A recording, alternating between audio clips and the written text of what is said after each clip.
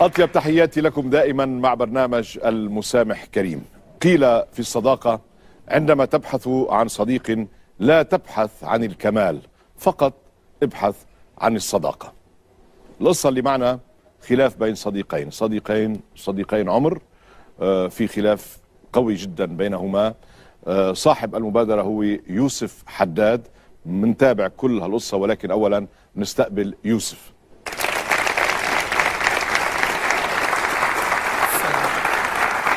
اهلا. السلام عليكم. السلام عليكم حبيبي. اهلا، تفضل يوسف. شو اخبارك؟ طمني عنك يوسف. لا بس الحمد لله كله ماشي ماشي تمام. الحمد لله. تمام الحمد لله. انتم من وين يوسف؟ من المغرب. من اي مدينة في المغرب؟ كازابلانكا. من كازابلانكا، الدار البيضاء العظيمة. يا اهلا فيك يوسف. لا مش العاصمة. العظيمة. العاصمة هي الرباط، نعرف. يوسف، عندك مشكلة مع صديقك محسن. بدأت المشكلة بين يوسف ومحسن بعد ما رجعوا إلى المغرب. كانوا عايشين بفرنسا، كانوا عم يشتغلوا، ضلوا عايشين سوا بنفس المنزل، بقيوا شي 6 سنوات، أصدقاء عمر زي الإخوة. لما رجعوا على المغرب رجعوا معهم شوية فلوس، قرروا إنهم يفتحوا بكازابلانكا، يفتحوا مقهى حلو، يعني تكلفوا عليه. كل واحد منهم حط تقريبا شي 75,000 يورو، وفتحوا المقهى ومشي حاله المقهى ونجحوا، كانوا عم بيطلعوا فلوس والناس بتجيلهم، إلى أن يوسف تعرف على صديق آخر. بقى ما بعرف ليه، لسبب من الأسباب أنه صار في علاقة متينة مع هذا الصديق، وساءت علاقته مع صديق عمره محسن، وصارت هذه العلاقة تسوء إلى أن قرر محسن أنه يبيع حصته، لأنه قرف بده يبيع حصته. طبعا له حق الشفعة. يوسف اشترى الحصة، محسن باعه اياها ب50,000 يورو. طبعا محسن اخذ الفلوس، رجع هذه الحصة رجع باعها لصديقه الثالث اللي اسمه ياسين، باعها لياسين. صاروا يشتغلوا سوا هو وياسين، بس كان الشغل مختلف. يعني ما بعرف ياسين، هلا هو بيخبرنا عن ياسين، يمكن محسن بيعرف كمان عن ياسين. المهم انه بدأ المقهى يخسر، وصارت تتراجع الأعمال، فلسوا، سكروا المقهى، سكر المقهى. طبعا رجع اختلف مع ياسين ومش عارف، انما وعي اليوم انه محسن كان صديق حقيقي وبحز عليه انه هالصداقة انتهت بيناتهم، واجا على برنامج مسامح كريم حتى يستعيد هذه الصداقة مع محسن. مش هيك؟ تتمنى. ليش وصلتوا لهون؟ رفيق السوء هو اللي كان هذا المشكل بيني وبين محسن. نعم. في لو دوبي دو ليستوار كنا عايشين في مونبولي فرنسا، وكنا في لو ميم ابارتومون، وكنا كنشاركوا اي حاجه مثل ما قلت انا، مثل ما ذكرت. مزبوط، يعني انا رويت الخوت، كنتوا زي الاخوه اكثر من الخوت واتفقتوا ترجعوا على المغرب وتفتحوا المقهى. فتحتوا المقهى. كانت الفكره ديالي باش نرجعوا للمغرب. شو مين عرفك على ياسين؟ ياسين كنت كنعرفو قبل فاش كنت هنا في المغرب. نعم. قبل ما نمشي لفرنسا، قبل ما تمشي الى فرنسا، قبل ما نمشي لفرنسا كان الصديق ديالي هنا في المغرب. نعم. طاحت عليه الفكره علاش ما ندخلوش للمغرب، نديروا ان بروجي في بلادنا. ومحسن عجباتو الفكره حتى هو، قال لي نيت فكره مزيانه، ودخلنا للمغرب. نعم. وبدانا وكذا وهذا، وعملتوا القهوه وكان ماشي الحال. كافي ريستو، خدمنا مزيان، كان عندنا لونيت زوين، كان كيبقى لنا النيت ديالنا زوين. اي ابخي انا عارف بان انا هو المشكل، المشكل من عندي انا.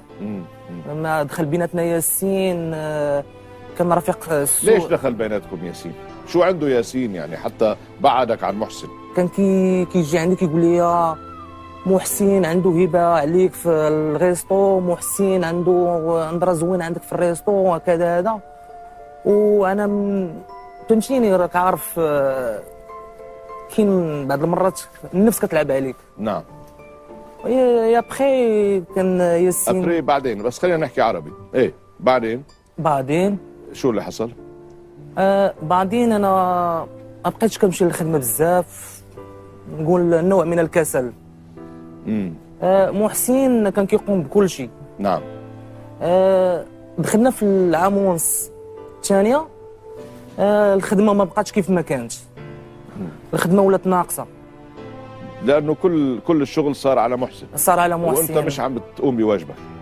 انا خليت فيها بزاف، كان كيف ما كنقولوا حنا سهر يعني سهر وهذه السنه هذا كان بعض المرات كان كيجرني كنا كنلعبوا القمار وداك الشيء. لعبت قمار. اوف. خسرت فيها فلوس وبديت كنتهرب شويه. وهذا ياسين اخذك على القمار؟ يا سيدي انا عملت اللي علي ووصلنا الدعوه الى محسن، خلينا نشوف اذا وافق انه يجي. اتمنى.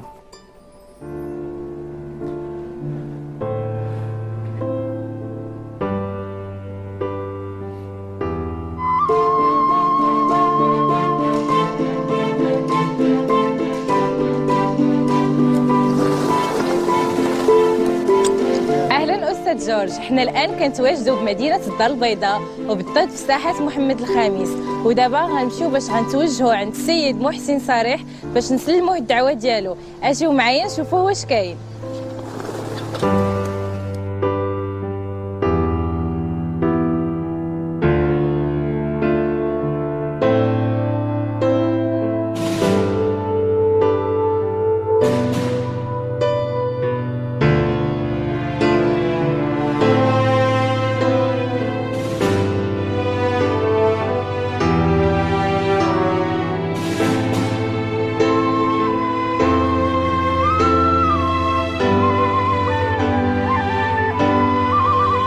الو وي السلام عليكم سيدي.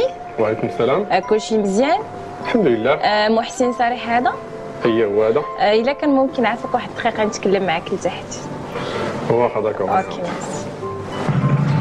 كي داير؟ لا بخير؟ الحمد لله بارك الله فيك. انا رجاء السالي من برنامج جورج قرداحي. استاذ جورج كيف لك واحد الدعوه ديال الحضور البرنامج ديالو جديد ان شاء الله. البرنامج تفاجأتي. هذا برنامج جديد ديال الاستاذ جورج قرداحي، وان شاء الله ملي غتمشي تما نخليوه مفاجاه. تتفاجئوا وغايقولوا لك شنو. هو فين هذا البرنامج؟ البرنامج كاين في مصر. داكور. وانت ما عليك غير تجمع الفاليز ديالك وتمشي. هادشي اللي كاين. وهادشي امتى؟ دابا هما اللي مكلفين بالطياره وبالاوتيل وبكل شيء، انت ما عليك غير تمشي تشارك معاهم في البرنامج. ان شاء الله. وبخصوص يعني ما عرفاش يعني شنو باغيني. هما غيفهموك كل شيء، انت ما عليك غير تكون قابل بالدعوه ديالهم. ان شاء الله ان شاء الله بخير. ان شاء الله. ميرسي لاله. شكرا لاله.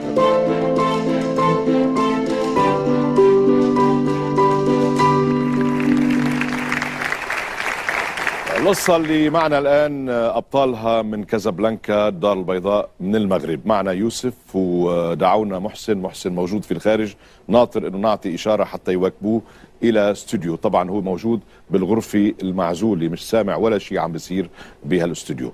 يوسف مشكلته مع محسن بدأت من بعد ما اختلفوا بالمقهى اللي فتحوه مع بعضهم، وبعدين فلس المقهى، وهلا روينا الحكايه من البدايه.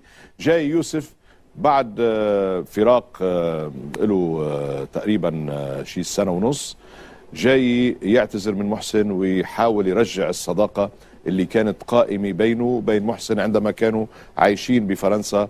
ضلوا عايشين 6 سنين بمنزل واحد، يعني كانوا زي الاخوه. بقى محسن بالانتظار، خليه يتفضل محسن.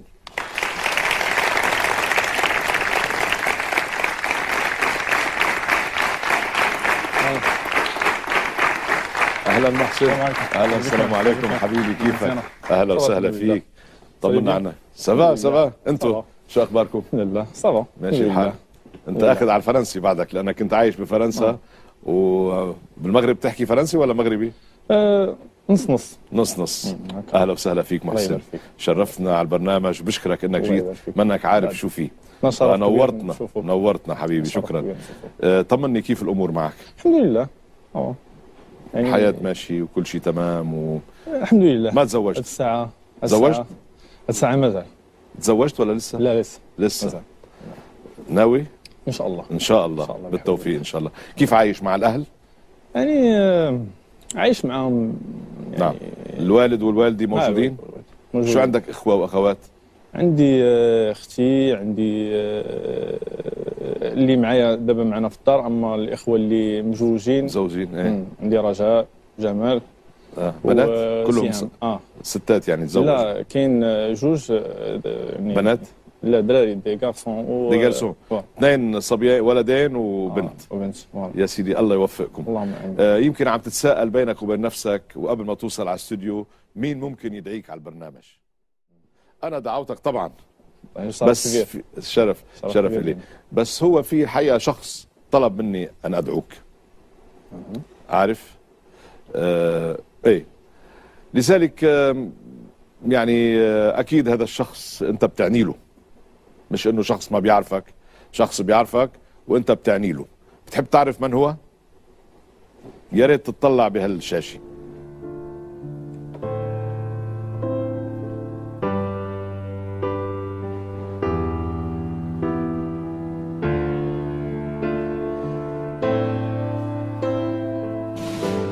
محسن لا تفضل نمشي نحكي انا وياه.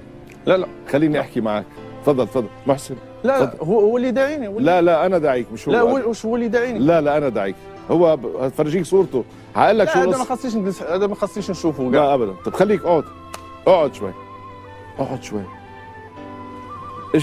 اجلس حبيبي، ولو بطلتك الحلوه والجميله. ما تزعل، ما يعني كنت بالاول. اسمع لما دخلت مبتسم كنت حلو، بس لما هيك كشيت لا، خليك ارجع ابتسم. خلينا نحكي. هذا يوسف. لا حيت انا دابا ما غاديش نحكي. خليني اكمل. هذا يوسف، وانت عشت انت وياه بفرنسا 6 سنوات ببيت واحد. للاسف. دوماج والله. دوماج حيت هذا ماشي راجل. هذا ماشي راجل. هذا انت داعيني، انا غادي ندير لك الشوهه اليوم، غادي نبين لك الصوره الحقيقيه ديالك. انت ماشي راجل. اسمع، انت ماشي راجل. محسن حبيبي، ليك خليني انا اقول لك شو ماشي راجل انت. ليك شو على بنادم كيدير. محسن خليني اقرا لك خليني اقول لك الرساله اللي بعت لك اياها حبيبي. بس خليني اقرا لك الرساله وبعدين امشي اذا بدك. شوف، هذا الشاب عم بيعبر بالرساله عن اسفه عن ندمه.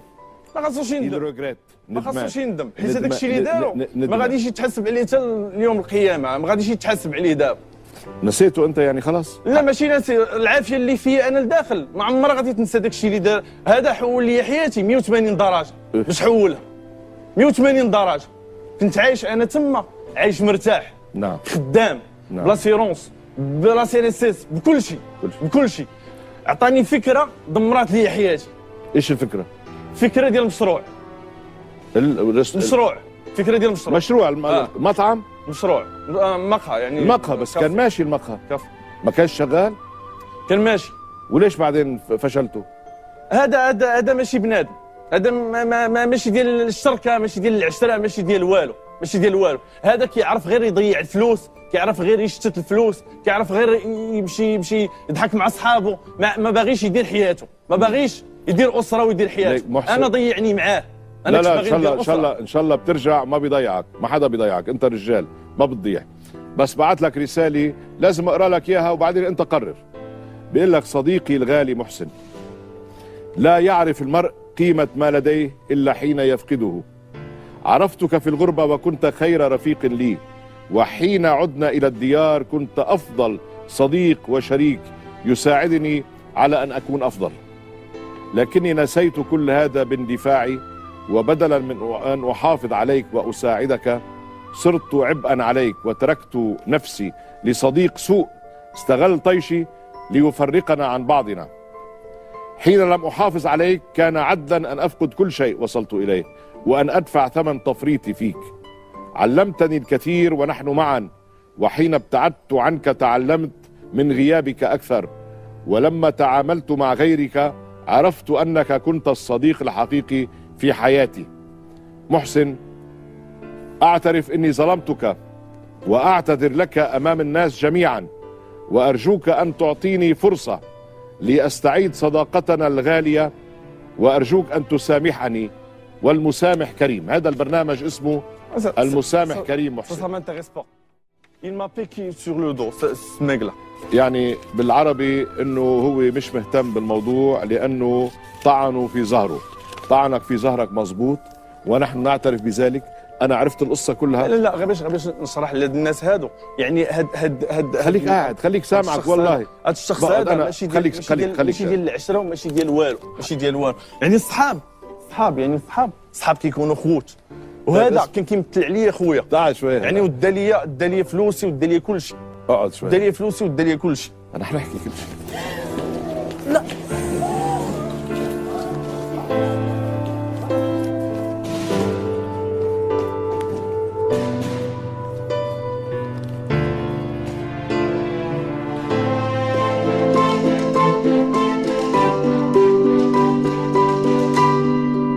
بدي اتاسف على اللي حصل قبل شوي لانه ما كنا متوقعين يصير هالشيء. محسن ما قدر يكتم غيظه، اندفع. بس على كل حال بتصير ان شاء الله تكون هيدي مقدمه للصلح وللتسامح. يوسف انا بدي اعتذر منك. انا سالتك بالاول، انا سالتك قلت لك شو بتتوقع من محسن؟ قلت لي محسن قلبه طيب وعصبي شوي، بس كنت واثق انه بيتذكر الماضي. قلت لي لا ما كنتش كنظن غادي نوصلوا في هذا النيفو هذا، ما نظنش. كنتوا تتخانقوا لما كنتوا شركاء مع بعض؟ ما وقع بحالكم، ما وصلتوا للايادي؟ هذا النيفو هذا كاع. بس هو تعبان منك، ما تعبان هو. انت اذيته كثير يا يوسف، وهلا اني جاي تطلب منه السماح. يا ريت. انا بدي محسن يعني ما كنت متوقع منك هالشيء. على كل حال لا على كل حال كانت مفاجأة لك انك تشوفه بالاستوديو. انا شافك مصفر. روق، خفف توترك. بدنا نحكي بعقل. هلا الشاب اجى من المغرب وطلب يدعوك، كان قادر ينساك كمان، بس هو معتبر انك انت صديقه، وفي عنده رجع ندم. تعرف كل انسان بيندم، كل انسان يخطئ ثم يحاول العودة عن خطأه. عم تفهمني؟ هادشي ما ينفعوش فيه، لان لا ما غينفعني لا انا لا هو. طيب حيت هو طيب هذاك الشيء اللي دارو خرج على 5 سنين ولا 6 سنين ديال الخدمه. فاذا ليك هو حاول. قرأت لك رسالته ورسالته ما أثرت فيك، بس هو حاول، قام بمبادرة واعتبر انه يمكن انت تكون قلبك طيب وترجع الى شعور الصداقة الماضي. هلا وصلنا لهون وقمت بسيطة ضربته، بس لا بقى تعيدها لانه كنت قتلته للزلمة. بقى لا بقى تعيدها. شوي ديزولي بور لو، معلش ديزولي، يعني هو متأسف على اللي حصل. هلا نحن وصلنا لهون، فشيت خلقك. انا بقدر اقول انك فرغت غضبك. انا العافيه اللي فيا، انا ما غاديش تطفي حتى شي حاجه. داك الشيء اللي دار لي انا بعتذر يعني منك، جبناك مش عارف انت شو فيه. هلا هالانسان بيعني لك شيء بعد؟ هل يعني لك شيئا؟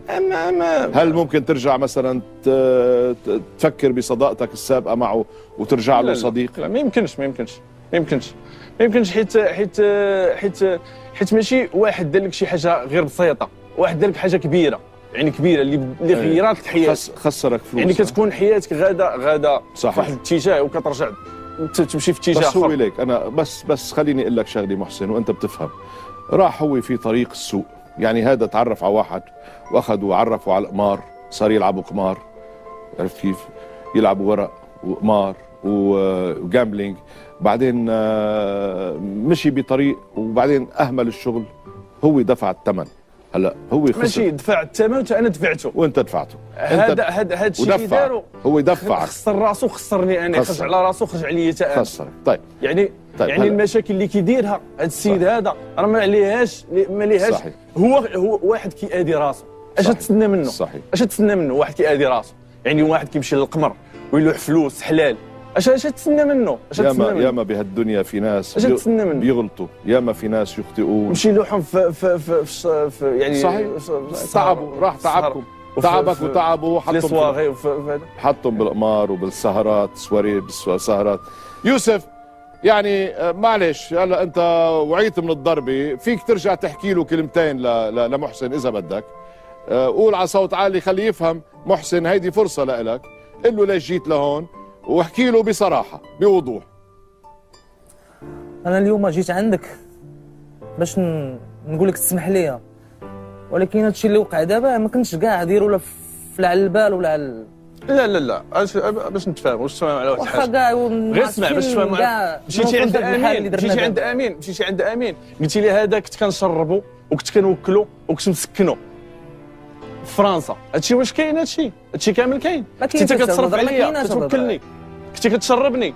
ما كايناش هاد الهضره هادي كاع. كيفاش ما كايناش؟ وهو جا عندي قالها لي فمو. ما كايناش هاد الهضره. ما كذبش عليا، ما كذبش عليا، قال لي فمو، قال لي انت قلتي ليه انت كنتي كتشربني وتوكلني ومسكني.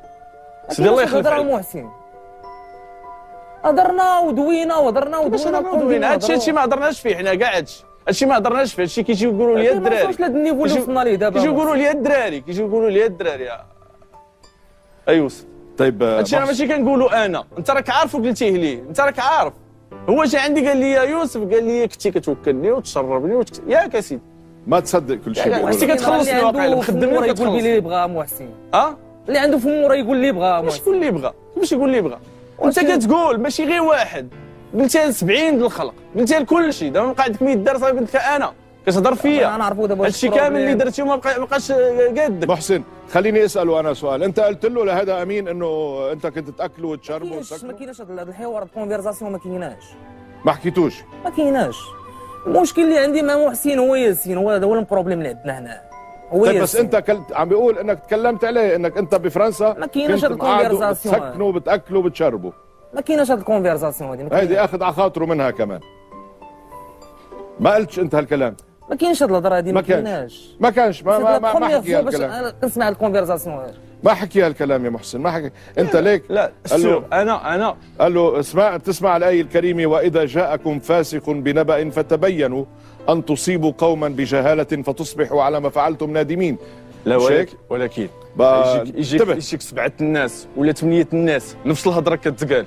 8 الناس نفس الهضره كتقال، هذا كيقولها هذا كيقول نفس الهضره.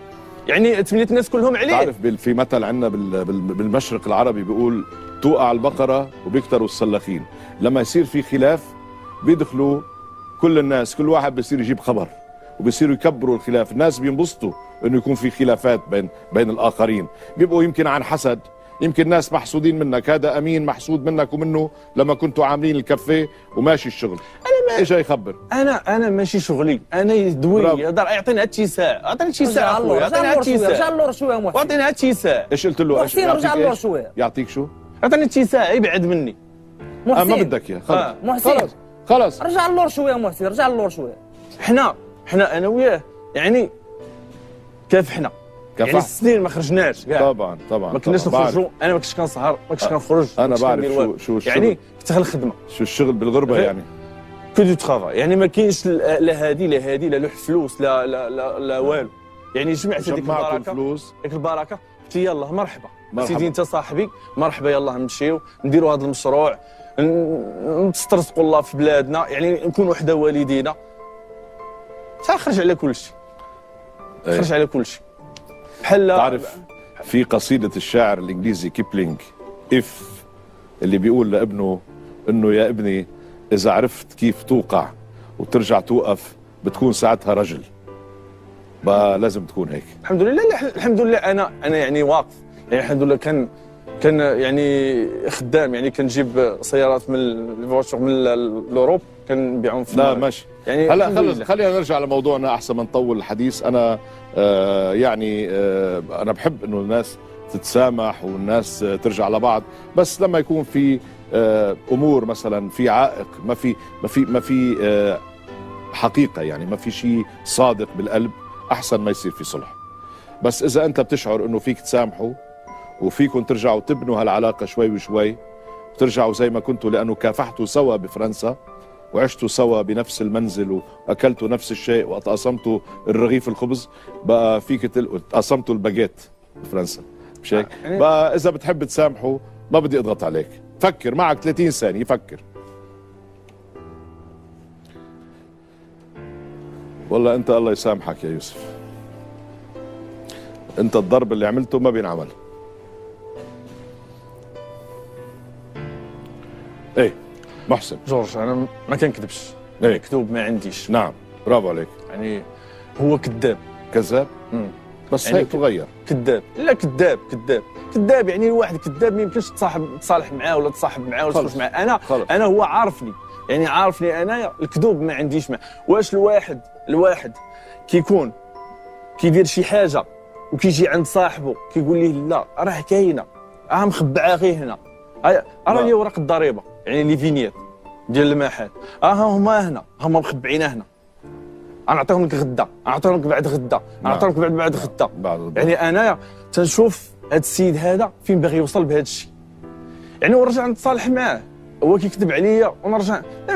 انا مش عم بضغط عليك، انا عم بسالك فيك قادر حابب بتقول انا بسامحه والمسامح كريم، مش قادر قول لي بعتذر شفناكم على خير يا جماعه، بتودع هالجمهور وبترجع مطرح ما كنت.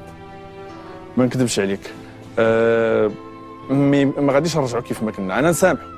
نعم. يعني على وجهكم نسامح، اذا بتسامحوا نسامح. هيدي يعني اخلاق منك كبر يعني وعلى وجه تمه، يعني مو كنعرفها يعني ظريفه. بس اذا سامحته بدك تساعده معنويا، توقف جنبه، لانه هو اذا كان بيكذب تساعده حتى ما يكذب، اذا كان بيلعب قمار تساعده حتى ما يلعب قمار، اذا بدك تكون صديقه.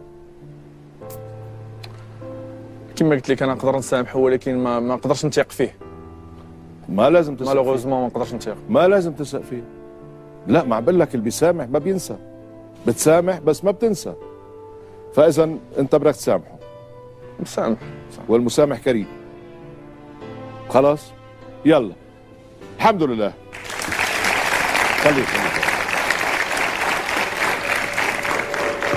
خلينا انت طيب، بس لا تكون بقى طيب على طول، كون حذر دائما. لا هو علمني ايه وتعلم هذه. لا علمني ليك علمني ما عمري ندير ثقه بشي واحد. هلا خوتي ما كنديرش فيهم الثقه ده. انا بدي اقول لك شيء، في مثل بيقول الحجر اللي ما بيقتلك بيقويك، يعني الضربه اللي ما بتقتلك بتقويك. هو علمك. يلا تعال مش هيضربك بقى، تعال خلص اكلت الضربه.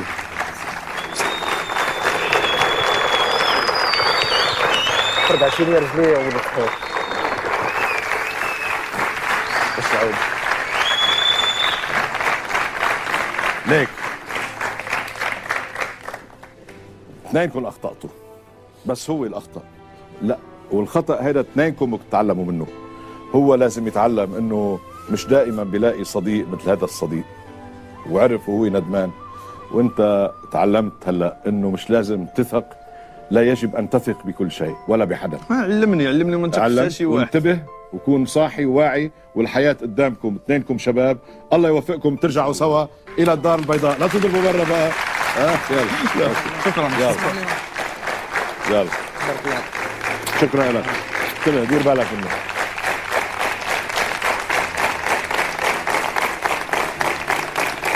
انا ما كنت مصدق انه راح بيسامحوا، اصلا ما كنت شد عليه لحتى يسامح، لانه بهيك حالي ما بضغط وما لازم يسامحوا. كان على كل حال هو الشاب بين انه قلبه كبير وقلبه ابيض وطيب. الله يوفقه. الى اللقاء مع المسامح كريم.